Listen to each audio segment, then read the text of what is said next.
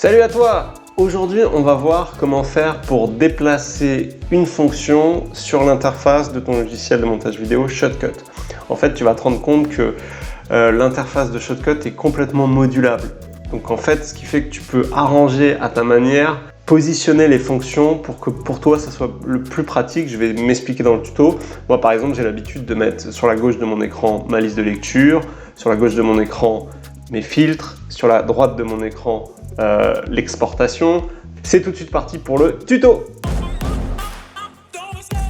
Pour rappel, je t'invite à cliquer sur le lien en description de ma vidéo pour obtenir gratuitement mon premier module. Dans le premier module, tu vas pouvoir télécharger le logiciel de montage vidéo Shotcut. Je t'explique le vocabulaire à connaître pour faire du montage vidéo et je te montre toutes les fonctions de l'interface du logiciel Shotcut.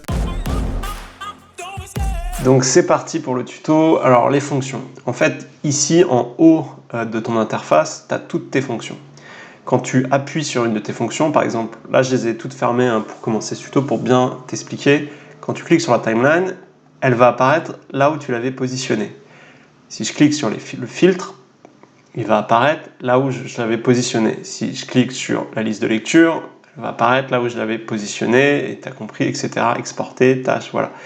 Et ce que j'ai envie de t'expliquer aujourd'hui, c'est que cette configuration est totalement un choix. C'est-à-dire que si par exemple, je veux que mes filtres soient là au lieu d'ici, donc soit à droite au lieu d'à gauche, il suffit que je clique sur le petit carré qu'il y a à côté de la croix, ici, et à ce moment-là, j'ai la possibilité de déplacer cette fonction. Je peux même la mettre en bas. Je peux la mettre en dessous de la liste de lecture, je peux la mettre à gauche de la liste de lecture, à droite, voilà. Alors là, en l'occurrence, pour l'exemple, je vais la mettre à droite ici, voilà. Et une fois que je l'ai positionnée là, si je la referme et que je rouvre mon filtre, naturellement, il va se repositionner ici. Et tu peux faire ça pour toutes tes fonctions. Et du coup, c'est là où c'est vraiment génial, quoi, parce qu'à ce moment-là, tu peux vraiment créer le cadre idéal pour toi pour travailler. Et par contre, la timeline, en fait, alors tu peux seulement la mettre en bas de ton écran principal. Tu peux pas la mettre sur la droite ou sur la gauche comme les autres fonctions. Par contre, ce que tu peux faire, c'est que tu peux mettre, par exemple, ta fonction filtre. Tu peux, voilà, là je l'avais fait, tu peux la mettre à droite de ta timeline ou tu peux la mettre à gauche de ta timeline.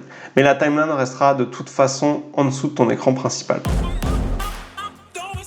Avant de se quitter, juste pour rappel, il y a ma formation en montage vidéo qui te permettra d'apprendre à utiliser le logiciel Shotcut. Ma méthode, c'est je fais une action et je t'invite à la répéter. Et en répétition, tu apprendras extrêmement rapidement. Et quand tu as acheté cette formation et que tu arrives sur mon interface Studio Creator, ça va se présenter comme ça. Il y a plein de clips et à chaque clip, je te montre une action particulière sur Shotcut. On réalise un film ensemble. Tu as les rushs à télécharger ici. On fait tout ça ensemble et à la fin, tu sais maîtriser le logiciel Shotcut.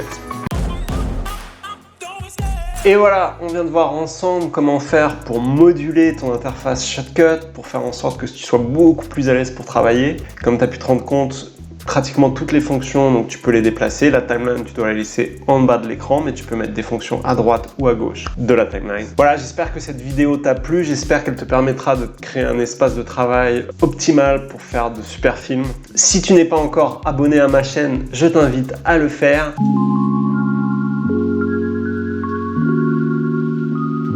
Et si cette vidéo t'a plu, je t'invite à mettre un like, ça m'encouragera à en créer d'autres.